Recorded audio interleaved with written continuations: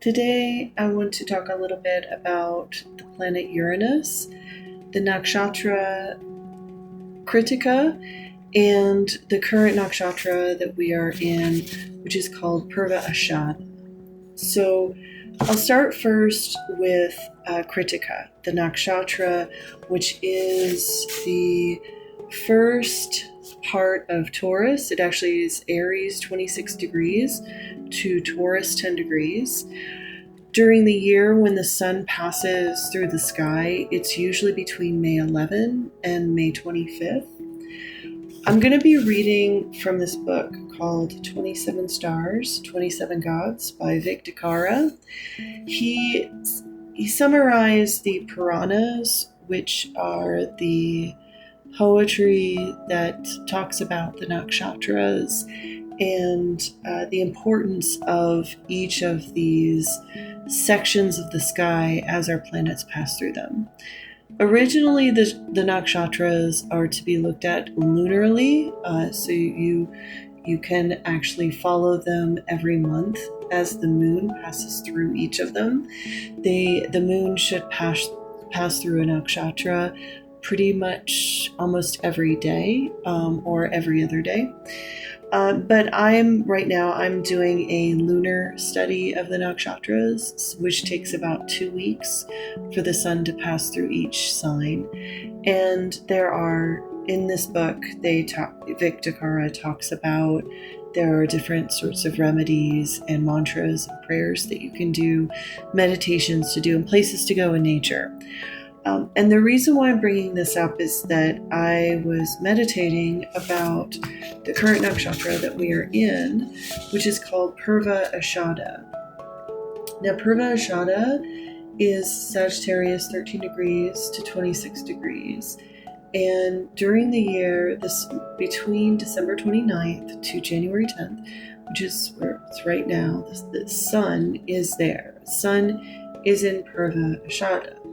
Now, Purva Ashada means the beginning of invincibility, and it is connected to, and it's harmonious with 4 different signs. One being Krittika, which the deity for Purva Ashada, so the deity that's activated right now by the sun, is Apas, and she is the god of water. And Agni, who is the god of Krittika, he comes to Apas for respite and restoration.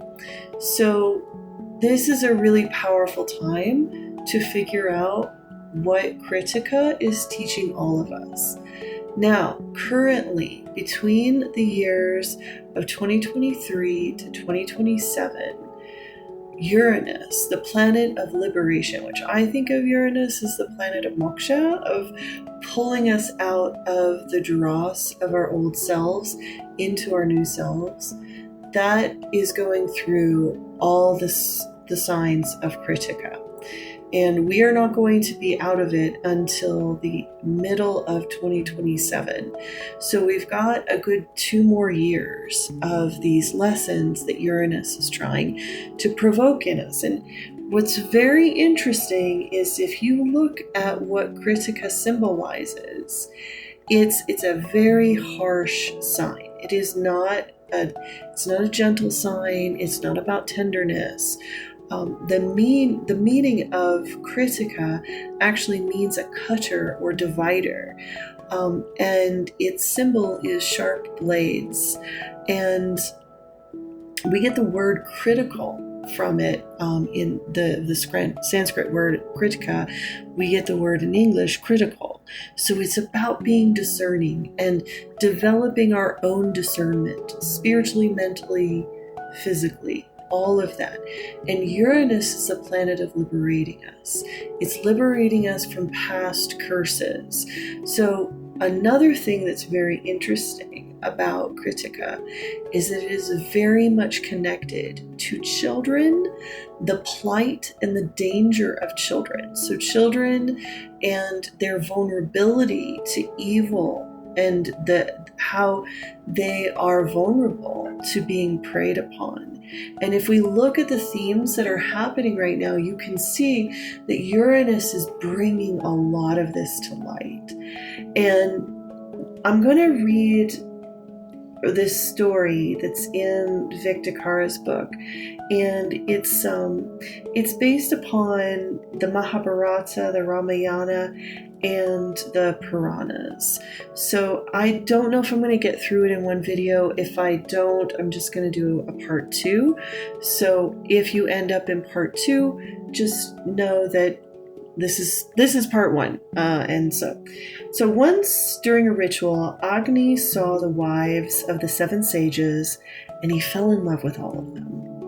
He transformed into their household fire to clandestinely gaze upon their beauty, but eventually he reproached himself thoroughly and went off to the forest to lament his broken heart. A goddess named Svaha had been in love with Agni for a long time and saw this as her chance. She assumed the appearance of one of the sage's wives and ran to Agni saying, "Hi, I'm Siva, the wife of Sage Angiras, and I've come to fulfill your desires." After their intercourse, she transformed into a bird and flew to a legendary mountain from which the sun rises.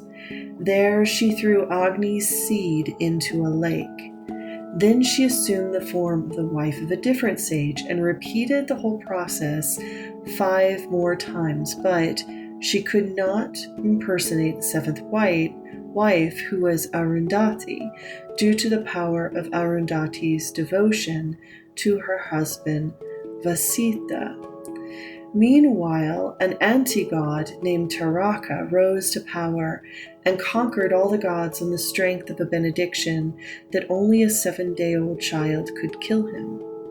The gods tried to have children, but because of a curse they could not. Even Siva and his wife Parvati could not conceive, even after attempting for 100 celestial years. Their powerful efforts put the universe into distress, and the gods requested that Shiva and Parvati desist. Shiva, however, was interrupted just in the process of discharging his seed. He said, "You infuriated my wife by this disruption. Now tell me, what womb shall bear my seed?" The gods suggested that the earth become the womb. This infuriated Parvati even further, and she cursed the earth to be unable to bear the child. Siva's seed caused a great disturbance in the earth, and there were floods and havoc. The gods requested powerful Agni, the god of fire, to bear the seed. So he took it within the womb of flame, but he too fell under the angry curse of Parvati and could not develop the seed into a child. The effort exhausted him. His fire began to dim and cool. Agni approached the goddess Ganges, who said, "Put the seed into my waters." But she also faced failure and frustration until she learned that Agni's seed had been planted 5 times beside a lake on the mountain of sunrise. She added Siva's seed to this, who we read before about Svaha. The mountain gave birth to a ferociously powerful child who began destroying the hillside and howling with a voice like thunder. The 7 sages attempted to remedy this terrible disturbance. The inhabitants of the forest told them that 6 of their wives were to blame. In anger, the sages divorced those 6 wives and sent them away. They cut off their wives, divorced them. And the literal meaning of Krittika is to cut off and separate. The child could not be pacified, and even the gods dare not openly oppose him. Instead, they sent the 6 divorced wives of the sages, the Krittikas, to tame the child and then kill him with poison on their breasts. But the women became compassionate towards the boy and accepted him as he was truly their own son. Since 6 women came to feed him, he split Krittika into 6 forms to nurse from each mother simultaneously. He is known as Kartikeya because he was nursed by the Krittika.